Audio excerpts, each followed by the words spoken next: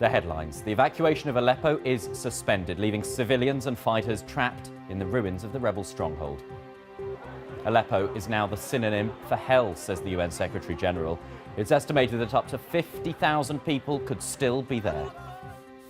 Did Russia hack the US elections? President Obama thinks so. We're expecting a statement from him within the next few minutes. Philippine President Rodrigo Duterte opens up on his killing of drug suspects. He's given the BBC more details about how he did it, despite denials from his spokesman. I killed about 3 of them because there were 3 of them. I didn't really know how many bullets from my gun went inside their bodies, but it happened. And we'll try out the motorbike taxi service in India, which is being marketed specifically for women.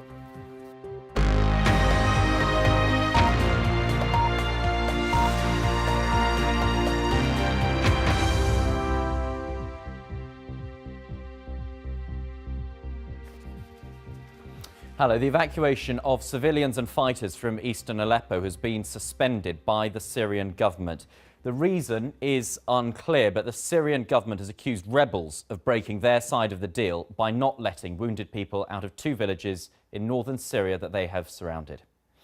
At least 6,000 civilians and rebels are said to have left Aleppo, but the World Health Organization says there are still many women and children trapped in eastern Aleppo waiting to be evacuated. Our Middle East correspondent Quentin Somerville has been following events from neighbouring Turkey. They're so desperate to leave, those trapped in eastern Aleppo cling to whatever they can to get out. But today there was no escape. For the 3rd time in 3 days, the ceasefire deal here collapsed. Fewer than 8,000 made it out yesterday. Tens of thousands more are still trapped. As Syrian state TV reported from the scene, mortars began to land. The ceasefire was suspended. On the streets of Aleppo, people had no choice but to wait. We're still in Al-Sukkari district where we gathered to get evacuated. It's a disastrous situation. There are so many civilians and fighters. The rebels weren't living up to their side of the bargain, said the regime, by allowing trapped Shiite civilians to leave rebel-held territory. By the evening, a compromise was in the works that could get the buses moving again. But for Mohammed Khalifa, his wife and children, it means another day stuck inside Aleppo. We don't want to leave, but we have to. We're not only fighting the regime fell a long time ago, but now we're fighting against Russia, Iran, Hezbollah and the other militias. He'd love to be reunited with his family. When Aleppo's failing internet allows, he talks with his father on the Turkish border. There we met up with Ibrahim Khalifa. He wants his son out. He already lost his sister to Aleppo's struggle. When we were back in Aleppo, a barrel bomb landed on our house. My sister was martyred. We buried her, and the jets were still flying over us. This family, like thousands of others, faces the starkest of choices. I wish to see my sons, but our homeland is precious. We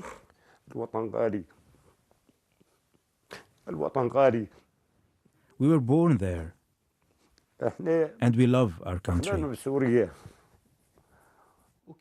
But what of Aleppo's rebel fighters? Tonight they warned that if the ceasefire doesn't return, then fighting will. There's still at least 6,000 fighters. We can hold the lines. We will fight to the end if we have no choice. It's the only choice we have to fight. They didn't honor an agreement to leave peacefully, so now they put us in position. We're not going to give up. We're going to fight to the end. The ceasefire, like the war here, has many conflicting players. It's easily knocked off track. But perhaps with a bit of effort tonight, they can once again restart Aleppo's rescue plan. Quentin Somerville, BBC News, Istanbul. Well, Ulla Solvang is the Deputy Emergencies Director for the organisation Human Rights Watch. He joins me live now on the line from Paris. Ulla, so what's your understanding of the situation there in Aleppo? A lot of conflicting reports about whether everyone's been evacuated, whether some, whether, you know, what the reasons are for it being paused? What's your understanding of it at the moment? Well, Human Rights Watch, we have a team who's been trying to get in touch with people on the ground in eastern Aleppo, throughout the day, and we have been successful to some degree, although communications are very bad. And despite what for example, Russian government has been saying, there are still thousands of civilians left in eastern Aleppo, women and children who are trapped and who want to get out, who want to be evacuated. It's pretty cold there, it's rainy, so it's a miserable situation. And it has been extremely hard for many of these people that the evacuation was again suspended today. And are you getting the sense that conversations are happening? I mean, is Human Rights Watch in conversations with any of those involved in an effort to try and resolve this and get the evacuation back on track? What we do know is that various humanitarian organizations are doing whatever they can to get evacuation started again. And that fundamentally there are issues between the Syrian government and armed opposition groups that needs to be resolved. What is really despicable in this situation is that the civilians are being used as pawns between the warring parties. Civilians should get access to humanitarian aid. They should be able to evacuate safely no matter what is going on. We know that the Security Council is deadlocked now by Russia's veto. But what is really necessary now is for the UN General Assembly to step in, to condemn the situation and to call for accountability and for monitors to be on the ground. And what's the situation for those who have been evacuated from Aleppo? Are they somewhere safe? Are they being looked after? What's happening? Many of those who were evacuated from eastern Aleppo are now in western Aleppo in opposition-controlled territory. Medical treatment. Others have spread out, and some might have families, some might have acquaintances or friends there that they're staying with. The problem, though, that we've been seeing is that the government's tactic of waging war, indiscriminate attacks, laying sieges on areas, depriving the civilian populations of humanitarian aid, that is only going to continue. And once Aleppo is fully under government control now, unfortunately, what we fear and what we expect is that we will see the same kind of violations taking place as the government moves into Idlib. And this is the reason why, even though the Battle of Aleppo might be finished for now, the international community should feel a sense of urgency. They should send a strong message that the tactics that were used in Aleppo and that we've been seeing used in other places in Syria are not acceptable, and that there will be consequences for those who are responsible for those kinds of tactics. Okay, Ula, thank you very much. Ula Solvang there from Human Rights Watch, joining us from Paris. The Kremlin has responded to White House claims that it organised cyber attacks during the US presidential election, calling on the Obama administration to offer some evidence. We'll drop the subject. President Obama will shortly be holding a press conference before he departs for his vacation, but he's already accused President Vladimir Putin of being personally involved in the hacking and promised American retaliation. Gary O'Donoghue is in Washington for us. So, Gary, this address that we're expecting from Obama, it's an annual Christmas address he makes, but we can be almost certain he's going to touch on this issue of hacking and the war of words with Russia. I think that'll be the principal subject of this press conference this afternoon before he heads off for his Christmas vacation. He has effectively accused Vladimir Putin of orchestrating this hacking of the US election process. He said there's an investigation now, and he's promised to effectively retaliate. Now, what the nature of that retaliation will be, we don't know, but people will no doubt ask him about that this afternoon. What are his options? Well, he can be cross publicly. He's done that already. He could perhaps even throw out a few diplomats. That's the sort of thing countries seem to do when they're angry with one another. He could also respond in kind, of course, and organise some sort of cyber attack of his own. Certainly the capabilities exist in this country to do that, but we just don't know what his plans are at this stage. And of course, for President Obama, the time is running out. He's only in power until the 20th of January. And we know from the incoming president, Donald Trump, he's much warmer towards Vladimir Putin, been very dismissive of the claims that he was involved in the election process, and so anything that might be put in place could well end up in the long grass by the time the new president takes over. Yeah, and we heard these strong words from President Obama saying that the US will take action, but of course I suppose their weak point is, as the Russians have pointed out, the evidence hasn't been made public. No, it hasn't, and the intelligence agencies here, of course, will be slightly wary about being too public about the evidence they have, because in a sense that tells your enemies exactly how you go about doing your craft. But they say they have a high level of confidence. They put it back in October that these things did come from Russia. We know that, in a sense, many computer hacks can be traced through IP addresses that can be very specific. Some people are very good at covering their tracks, though. So the nature of the evidence that can be adduced will be interesting, and for the most of us it will be completely incomprehensible, of course, whether or not it is in any kind of sense demonstrably true.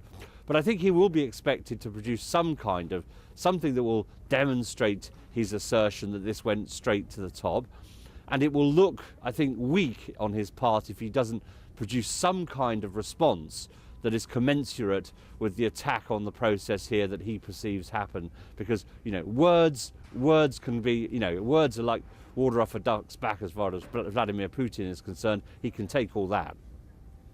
OK, Gary, for the moment, thank you, Gary O'Donoghue there in Washington for us. Now, let's take a look at the scene in Washington, where we're expecting that press conference by President Obama. It's an annual address the president makes before going off on his Christmas holiday. Number of issues likely to come up. He takes questions from the correspondents attending. The issue of what's going on in Aleppo likely to come up, as well as we were just talking to Gary there, about the accusations that Russia was involved in hacking computer systems in the US and potentially affected the outcome of the presidential election. Undoubtedly some questions on that. And I suppose he will also be asked about those comments that Michelle Obama made, telling Oprah Winfrey that she believes America now lacks hope. So plenty to talk about. We will, of course, bring that press conference to you live when it begins here on BBC World News. But first, though, let's take a look at some of the day's other news. A major disturbance is happening at a UK prison where inmates have seized control of 4 wings of the building. The trouble at Birmingham Jail involves 400 inmates. It began this morning after prisoners overpowered a guard and took his keys. Photos have begun to emerge on social media from inside the prison. They can't be verified by the BBC, but they appear to show inmates wearing what look like prison guard helmets and the damage done during the day by rioting prisoners. Prosecutors in Germany say they believe a 12-year-old boy tried to attack a Christmas market. Police in the town of Ludwigshafen were alerted after someone found a rucksack containing what's thought to have been a homemade nail bomb. The boy has dual German and Iraqi citizenship and is thought to have been recently radicalised with links to IS. Passengers at airports across the UK will be hit by 2 days of strikes just before Christmas, as some check-in staff and baggage handlers walk out in a dispute over pay. The days affected are next Friday and Saturday. In an interview with the BBC, the Philippines President Rodrigo Duterte has given more details about how he killed criminal suspects while he was a mayor. He did say something similar a few days ago, but then those comments were denied by the presidential spokesman, also in an interview with the BBC. We'll play the president's latest comments in just a moment, but before that, let's hear what his spokesman told us earlier about whether his president had personally killed. That is the style of the president ever since. Even when he was a mayor, he would talk that way because he would like to instill fear in the minds of the criminals. And that is his way to do that, and it's been effective in Davao. We do not take all of those statements literally. Well, now let's hear what the president had to say on the matter earlier in Singapore when he spoke to our correspondent there, Karishma Vaswani. I killed about 3 of them because there were 3 of them.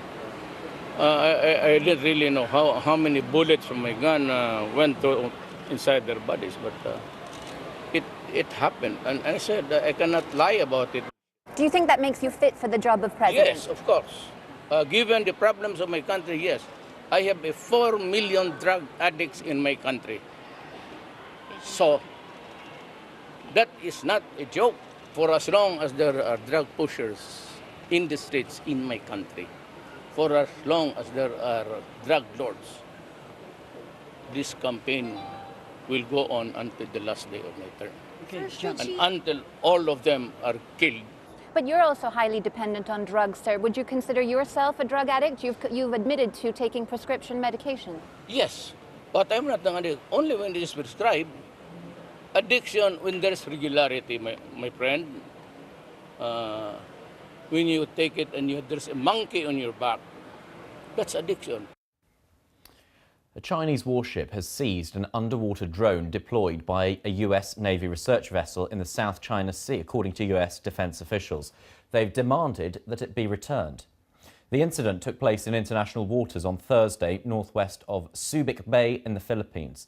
China lays claim to a huge section of the South China Sea. It's thought there could be billions of tonnes of oil and gas beneath those waters. Our Asia-Pacific editor Celia Hatton has been following this story. The Americans were keen to say that this is the first time, the first incident of its kind, where the Chinese vessel came very, very close to the U.S. Navy research vessel and then launched a small boat to simply take the drone out of the water, turn around and go off with it. The question about the drone is really interesting. Apparently, it's an unclassified U.S. naval program to sort of map ocean conditions in the South China Sea. But you do have to wonder why they want to map those particular ocean conditions. It's thought that if they know more about the conditions, that will improve U.S. military sonar in that area. So, you know, I'm sure there'll be questions. The Chinese have repeatedly criticized the U.S. naval presence in the South China Sea. So even though it was a research program, apparently it was a research drone, I'm sure the Chinese aren't very happy about it, and they'll be looking at that drone very, very carefully. Celia Hatton there. 2 former soldiers are to be prosecuted for murder for the fatal shooting of an IRA man in Belfast in 1972. The accused, known as Soldier A and Soldier C, are the surviving members of the Army Patrol which shot Joe McCann.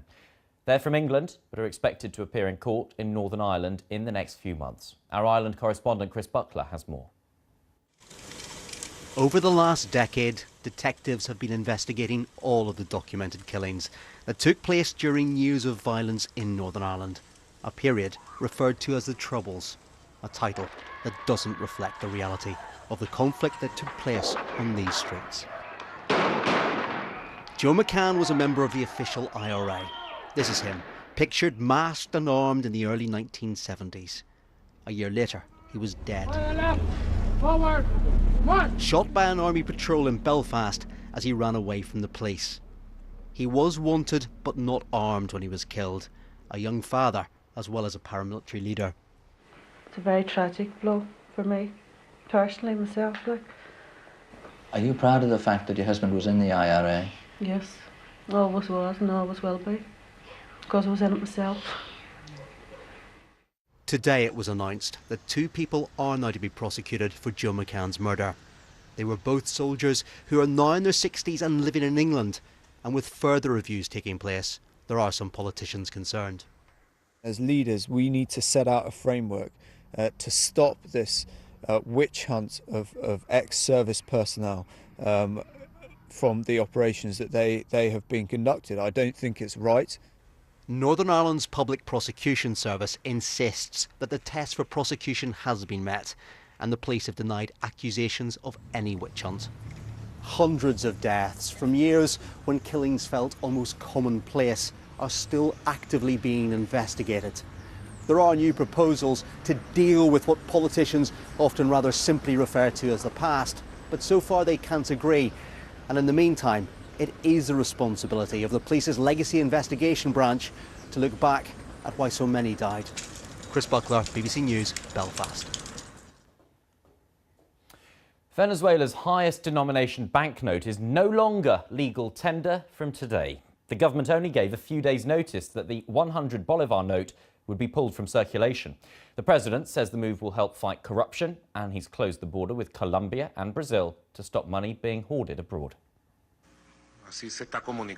I have decided and this being communicated to the government of Colombia and to the border authorities of Brazil to extend the closure of the border with strict military and police cooperation to 72 hours from now in order to finish this phase. The replacement banknotes haven't even got to many banks, so there are big queues as people try to exchange their money. Have a look.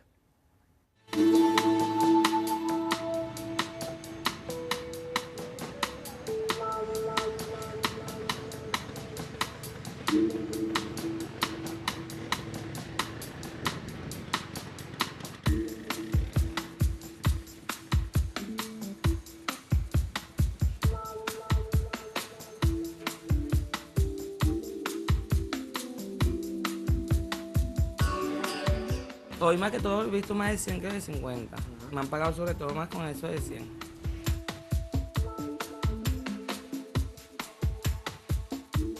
Hace rato me estaban cambiando aquí, me vienen a cambiar porque no lo aceptaban por allá en otra panadería. Lo estoy aceptando ¿por qué? Porque no tengo más opción que no voy a dejar de vender por no aceptarlo. Aceptarlo hoy y ya depositar lo que tendremos y luego mañana no abrir pues hasta que aparecieran los otros billetes.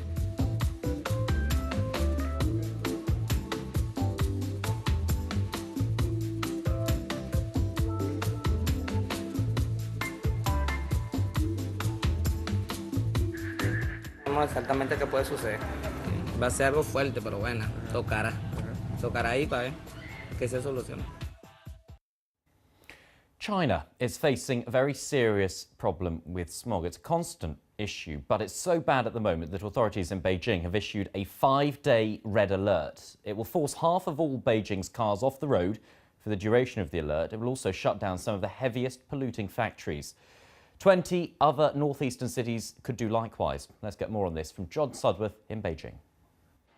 So here it is then, a thick grey soup of PM 2.5 particles and other nasties that's expected to hang around for the best part of a week. And the red alert that the authorities in Beijing have now put in place will keep half of all this city's cars off the road through an even and odd number plate system, as well as forcing some of the worst polluting factories to close. There is a thick blanket of smog across a large swathe of northern China, and some 20 or so other cities are expected to follow suit.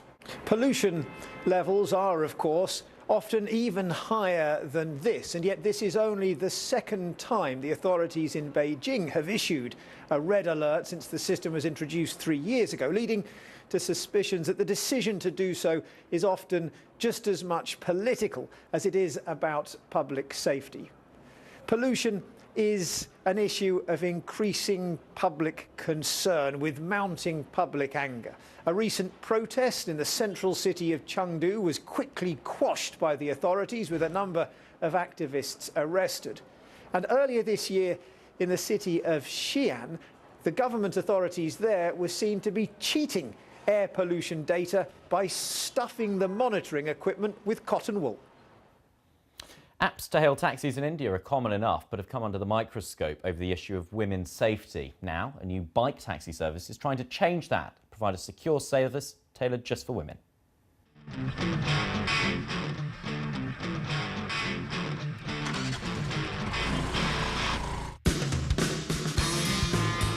Book a taxi in India, and the chances are that the driver is a male.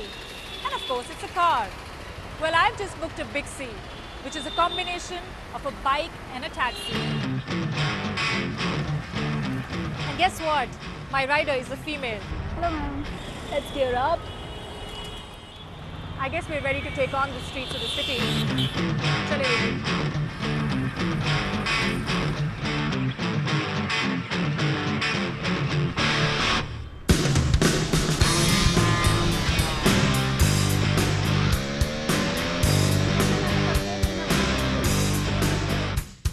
पहले मुझे घर से निकलने में भी डर लगता था और आज मैं बाहर घूमते हूँ मुझे बहुत ही ज़्यादा इंडिपेंडेंट हो गई हूँ। ये बताइए कि जब आप रोड्स पर राइड करते हैं एज अ फीमेल, तो आपको पुरुष लोग क्या सीरियसली लेते हैं रोड पर? अनकम्फर्टेबल फील तो होता ही है।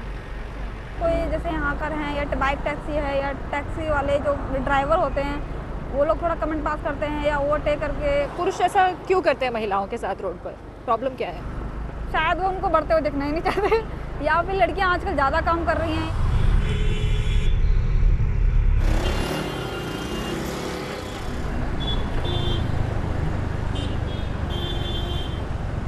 फील भी अच्छा होता है क्योंकि उनकी सेफ्टी के लिए हम अपना काम आ रहे हैं उनके लिए कि इतने सेफ्टी से हम उनको अपने घर पहुंचा रहे हैं, उनके ऑफिस पहुंचा रहे हैं। हमारा काम भी हो जाता है और हमारे फ्रेंड भी बन गए हैं वो लोग। अच्छा, ये पेपर स्प्रे आप कैरी करके चलती है तो कभी इसका इस्तेमाल आपको करना पड़ा है? एक ही बार हुआ था ऐसा जिसकी वजह से मुझे करना पड़ा था। होते हैं कोई बॉयज़ या फॉलो करते हैं तो हमें इसको यूज़ करना पड़ता है।